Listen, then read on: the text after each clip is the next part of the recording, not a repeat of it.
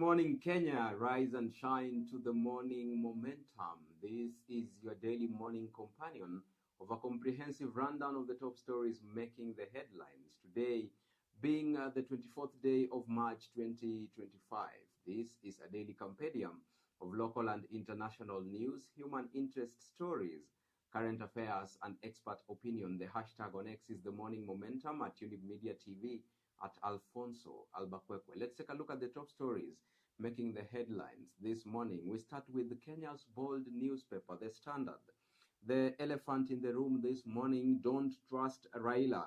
After a court ruled that Azimio was the majority party in parliament, ODM began pushing for the leader of majority seat, but a warning from the National Intelligence Service stated that granting this position could empower the opposition party to pursue the president's impeachment. As a result, President William Ruto strategically backed down and opted to offer other key committee positions instead. That story is beefed up for you on page 4. On page 2 this morning, IEBC chair interviews kick off today. We'll take a look at that in a short while. And on the international scene, Pope returns to Vatican from hospital. On sports news, Welshman Evans wins Safari Rally. That story is on page 30 and page 31. Let's get to page 2 of the Standard this morning. IEBC chair interviews kick off today amid integrity concerns. Now, 11 shortlisted candidates will face IEBC selection panel over the next 3 days. This unfolds under a cloud of legal battles with petitions filed challenging key contenders' eligibility. You want to catch up with more of those insights on page 2. The interviews for the next IEBC chairperson kicks off today, as we have said, and in a notice issued on Friday, IEBC selection panel chairperson Nelson Makanda announced that the oral interviews will be conducted over 3 days at the Age Convention Center, College of Insurance. Among those set to appear before the panel today are former judge of the East Africa Court of Justice Charles Nyachae, former Chief Registrar of the Judiciary Anne Amadi, Chief Magistrate Abdul Kadir Lorot Ramadan, and Edward Katama Ngeywa, who has been identified as a person living with disability. On page 3 of the Standard this morning, Kenya's pioneering female captain charts new waters.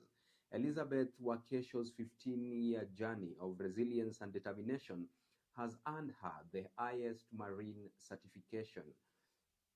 Her achievement paved the way for the future generations of female maritime leaders in a male-dominated industry. That story is beefed up for you on page 3. Let's move on and take a look at page 4. How spy agency midwifed the Ruto-Raila power deal.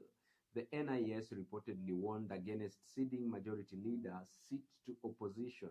ODM had demanded the position after the High Court ruled that Azimio was the majority. Now, a warning by the NIS that giving the opposition the National Assembly's majority leader position could expose him to impeachment led to a strategic retreat by President William Ruto.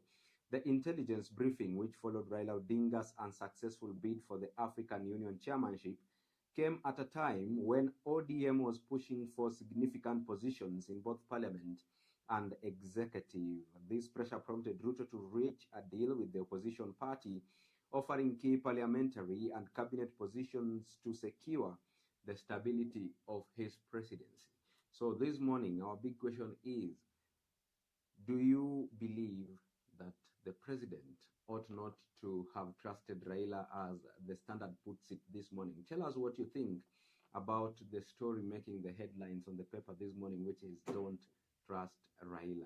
Tell us what you think, and we'll be able to sample your sentiments in this broadcast. Let's take a look at page 5. Police reservists killed in attack by Al-Shabaab.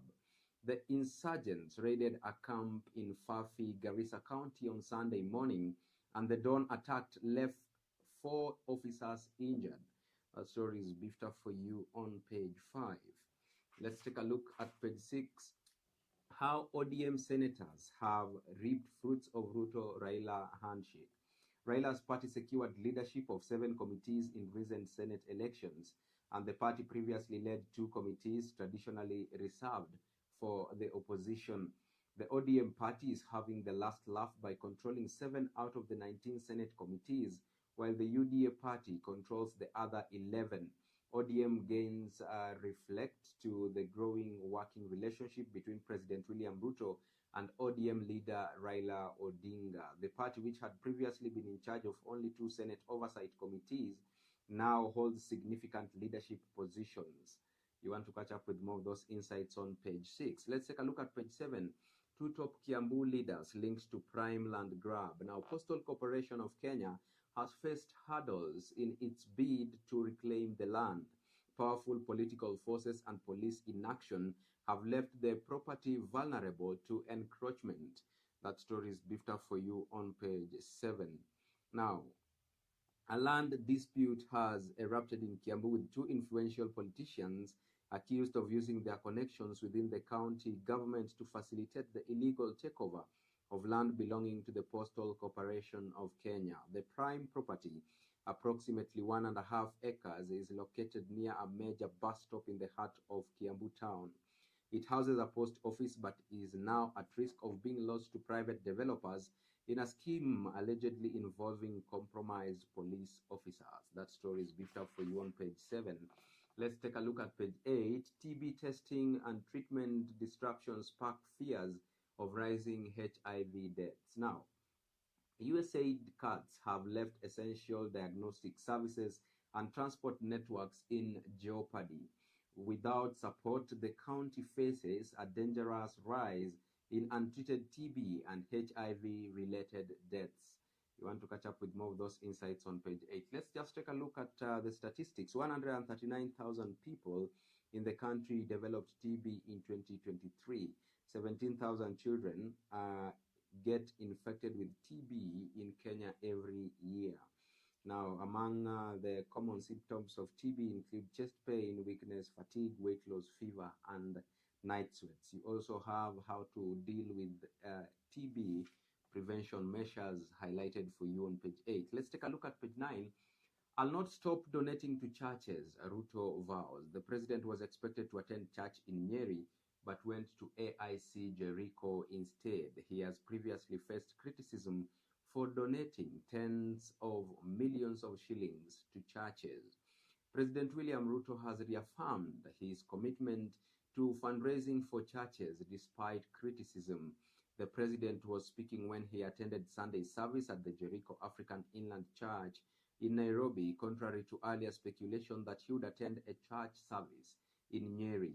Ruto explained that his plans had changed on Saturday evening, and he said, and I quote, "I had other plans yesterday, but in the evening things changed because I'm an AIC member. I called the bishop and told him that I wanted to visit one of our churches," he said. Despite the ongoing criticism of his financial support to churches, Ruto stated that he would not back down. He gave his donation, although the amount was not mentioned. That story is written up for you on page 9. Let's take a look at page 10. Blow to Senate as court upholds laws passed by National Assembly. Judges ruled that all the 8 statutes did not require the Senate's involvement. The Senate said the National Assembly curtailed its legislative role. That story is beefed up for you on page 10. Let's take a look at page 11. Country adopts youth-centered plan to tackle violent extremism. The move aims to enhance grassroots participation in countering radicalization. This comes even as Kenya continues to grapple with the evolving threat of the vice. That story is beefed up for you on page 11. Let's shift gears and take a look at the expert opinion this morning. On page 13, do you support the First Lady on Maziwa ya Nyayo? Now, Shadrach Kalasinga says yes, move will boost our children's well-being. On the contrary, Christine Chege says no, giving pupils milk is not a priority. You want to catch up with those insights on page 13, among many others, including 3 types of coups in Africa and the one Raila uses to grab power. Let's move on and take a look at more stories on the Standard this morning.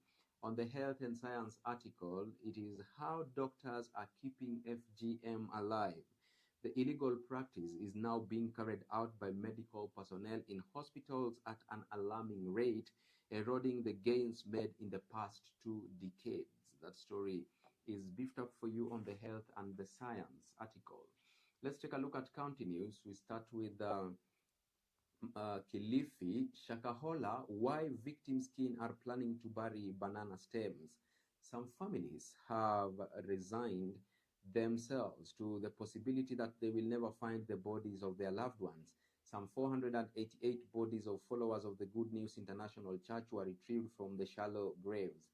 600 people, Kenya Red Cross says, are still missing following the discovery of 488 bodies of followers of Good News International Church in Shakahola Forest. That story is beefed up for you on page 17. In Nakuru County, 2 chiefs dead as bandits strike North Rift counties. 2 chiefs and 1 other person were killed in separate attacks on Friday and Saturday in Baringo and Samburu counties. Rift Valley Regional Police Commander Jasper Ombati said a chief was killed in Loruk, Baringo County on Friday afternoon. A former chief and civilian, he said, were killed in Samburu County, and the former administrator, the officer explained, was killed in Samburu Central, while the civilian was killed in Samburu East. Now, how serial killer used religion and kind image to cover carjackings and murders. A seemingly kind and religious man, Edwin Ngetich's true nature was revealed through chilling testimonies. Behind his friendly smile, he was orchestrating brutal murders and robberies, leaving a trail of victims in his wake. That story is beefed up for you on page 18 of the Standard this morning. Let's move on and take a look at the Planet Action. Shrinking River Tana deepens water, energy, and food crises. For generations, it has nourished communities, powered industries, and sustained biodiversity. As it withers under the weight of climate change, its surrounding communities are being pushed to their limits. That story is beefed up for you on page 19. 40% reduction flow of River Tana has reduced, threatening food security, energy production, and livelihoods. Let's take a look at business news. Kenya to restart licensing of oil and gas blocks in September. Over 10 highly prospective blocks have been identified and selected based on geoscientific data, set to provide incentives to investors in exploration to help Kenya maximize benefits from the sector. That story is beefed up for you on page 21. We take a quick look at the international news now. Pope Francis returns to Vatican after 5-week hospitalization. He was admitted on February 14th. This was his 4th and longest hospital stay since becoming a pope. Pilgrims gathered outside Rome's Gemelli Hospital to express their delight at seeing him in person. You want to catch up with more of those insights on page 23. In Sudan, RSF strikes killed 3 after army's gain in Khartoum.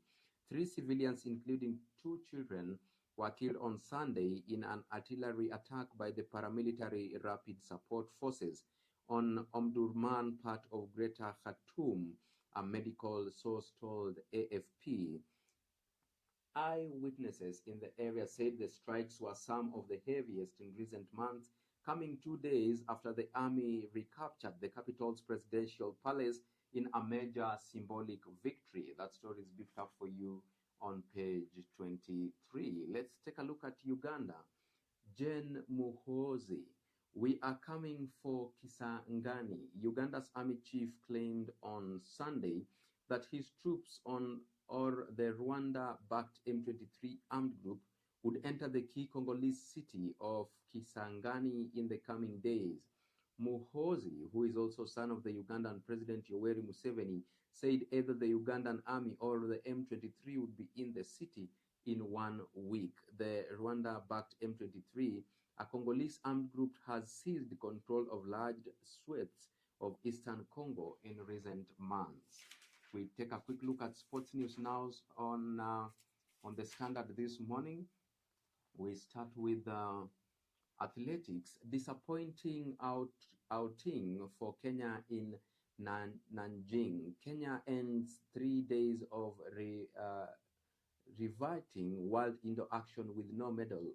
Susan Ejore, the only Kenyan who advanced to the 1500 meters final, finished the fifth. 10 athletes who represented Kenya at the 2025 Indoor Championships are looking at a disappointing outing on page 29 of the Standard this morning. Let's move on to WRC Safari Rally 2025. PLS Welshman Evans wins 2025 Safari Rally. Hyundai aces Tanak and Neuville came second and third. Evans' win sealed a fifth Toyota victory on Kenyan soil since 2021. Also on page 31 this morning, more new routes as Kenya seeks to extend WRC contract. 383.1 kilometers, the total distance covered in this year's WRC Safari Rally. Also on the page 30 and page 31, you have some culminating pictorials of the WRC Safari Rally in case you didn't manage to go down to Vasha over the weekend. You will catch up with some amazing pictorials of how it went down on page 31. Let's take a look at the cover page of the Standard. Oh, what a painful feeling. Harambee Stars lose 2-1 to visiting Gabon at Nyayo Stadium. Kenya slip in World Cup qualifiers as Aubameyang condemns hosts. You want to catch up with that on the cover page of the Standard this morning about that painful feeling of Kenya losing to Gabon on home ground. Let's take a quick break and then we come back with the top stories making the headlines on the Daily Nation. Remember, we are asking you what you think about this top story on the front page of the Standard. Don't trust Raila. What do you think about that? Talk to us on 0719144144. That is our SMS line, or you can give us a piece of your mind on our socials. Let's take a quick break. We come back with the top stories making the headlines on the Daily Nation. See you on the other side of this broadcast.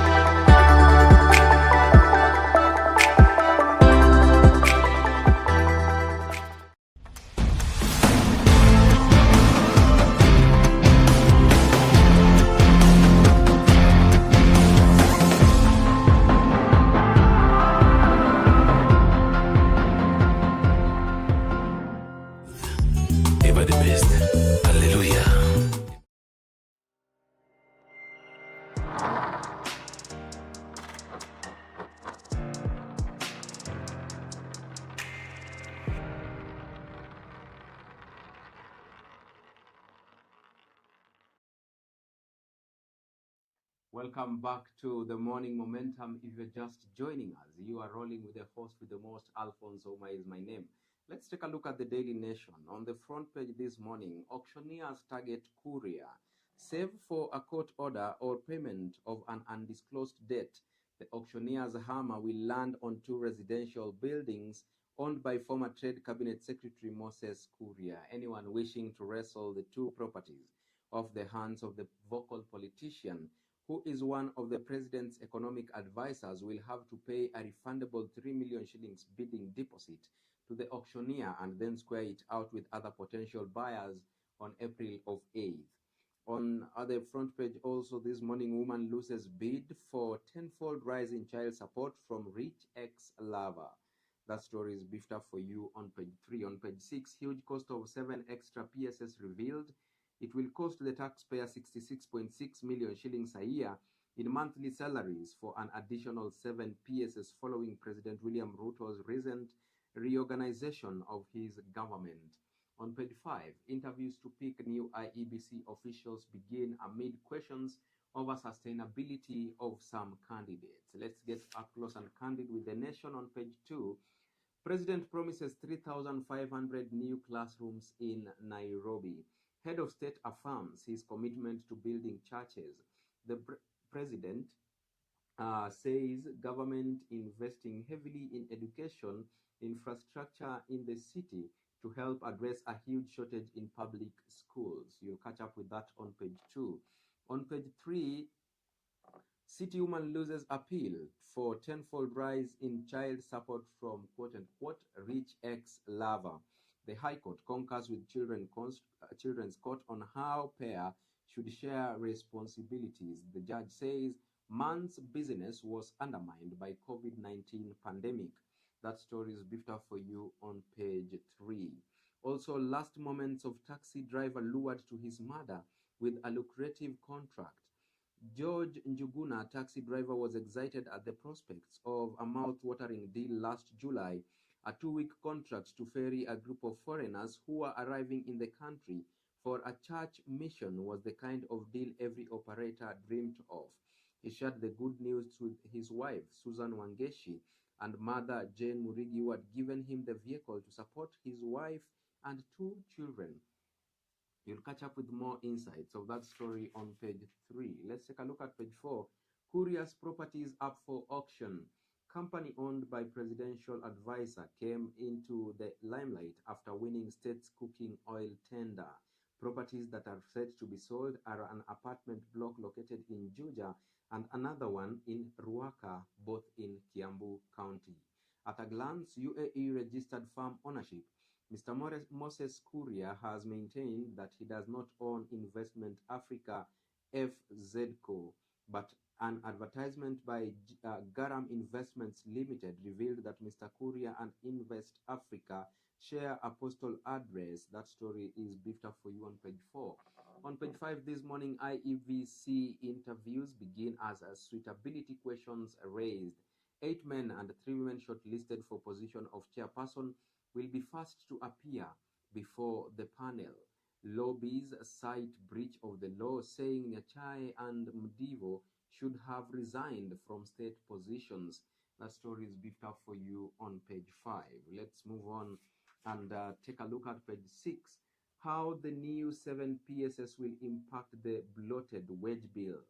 Responsibility allowance of 100,000 shillings approved for Interior, Treasury and Foreign Affairs PSS. Taxpayers will fork out 45.2 million shillings a month to cater for salaries of the 57 PSS as per the figures gazetted by the Salaries and Remuneration Commission. On page 7 this morning, Uhuru tells leaders to listen to Kenyans as Ruto faces Mount Kenya. Politicians allied to the president in Mount Kenya region begin drumming up support ahead of the planned tour. Kenyans have been complaining about abduction of government critics, high cost of living, and high taxes, among other issues. Now, let's move on and take a look at page 8. DCI goes after 14 hospital officials. The hospital has been facing a leadership crisis, with officials being ousted and accused of corruption. Investigators conducted raids at the homes and offices of the Nairobi hospital officials and carted away various documents. That story is beefed up for you on page 8. Let's move on and take a look at page 10.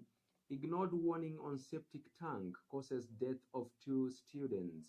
Education director says a school closed indefinitely but denies reports of unrest. Ryan Otieno and David Awinda, from 4 students at Ramba Boys High School, died when the slab of a pit latrine caved in.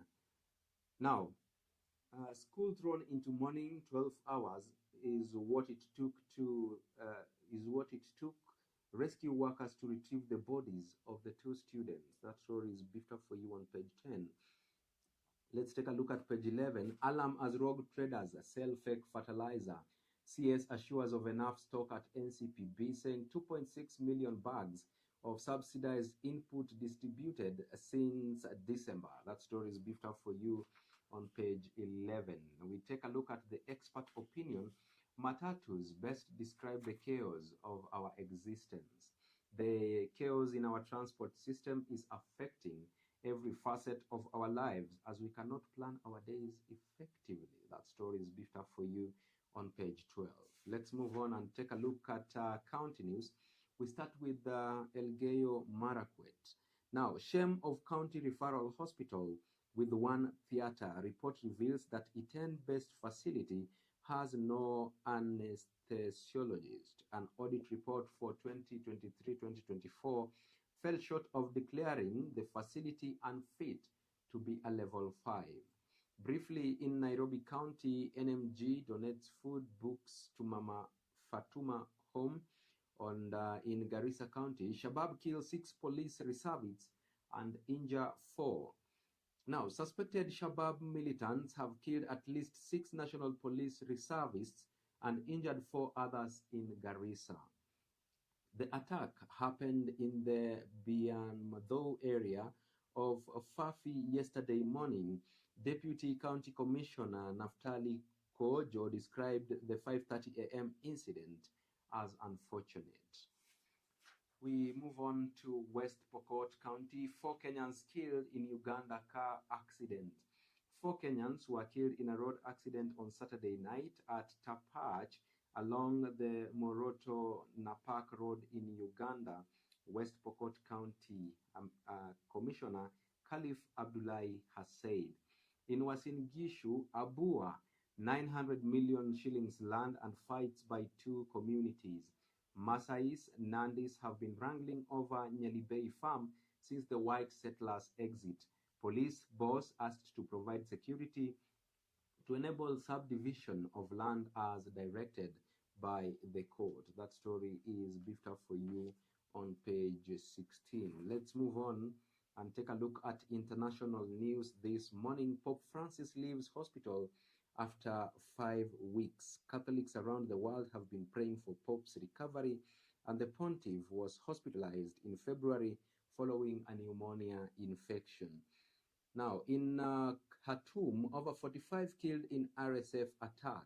More than 45 civilians were killed in an attack by the paramilitary Rapid Support Forces on Al-Malha area in Western Sudan, local organizations said on Sunday. Let's take a look at more stories here that should land us on business news on the nation this morning. And if not, we take a look at sports news then. We start with volleyball. Who will be the next Malkia Strikers coach? 4 interviewed for position, including 1 woman. Kenya Volleyball Federation to meet on Saturday to decide the new tactician. That story is beefed up for you on page 30. Let's take a look at page 31. Nondi's Oilers seal semis slots. Now, Timothy Omela inspires Nakuru-based side to a 31-18 win over Black Blood. Non-scripts will battle holders Cabra's Sugar in the last 4, and Menengai Oilers have a date with KCB. That story is beefed up for you on page 31. On the cover page of The Nation this morning, we will fight to the end. Harambee Stars fall to Gabon in thrilling contest at Nyayo National Stadium. This is all about the 2026 World Cup qualifiers. Okay, now Harambee Stars coach Benny McCarthy has vowed that the team will keep fighting for a place at the 2026 FIFA World Cup. McCarthy acknowledged that yesterday's 2-1 loss to Gabon at a packed Nyayo National Stadium made Kenya's road to qualification more difficult, but insisted that they would continue fighting until the last match. Now, with that story of Harambee Stars, we come to the tail end of the morning momentum this morning. But before we conclude, we asked you to give us your sentiments on what you think about the top story on the front page of the Daily Nation this morning. So let's see what you're saying. We sampled just a few sentiments. Nancy Otieno says, this is character assassination at its peak. Raila has sacrificed so much for this country. Why attack him now? James Wafula, they always blame Raila, yet he has never held executive power. Let's talk about those who actually control government resources. All right. Cynthia Mwikali says, this is why we don't trust the media who paid for this hit piece. We want facts, not propaganda. Your sentiments there.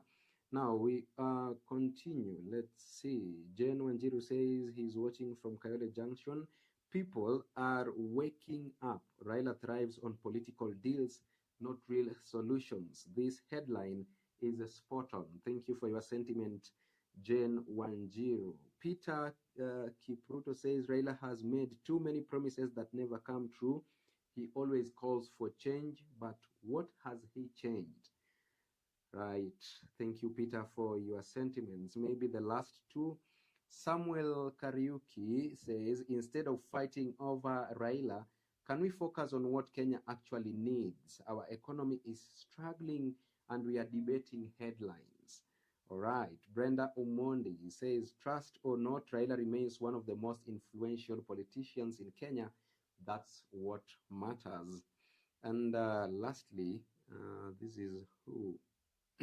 Brian Otieno says, before we react, let's ask, what's the context? Who benefits from this narrative?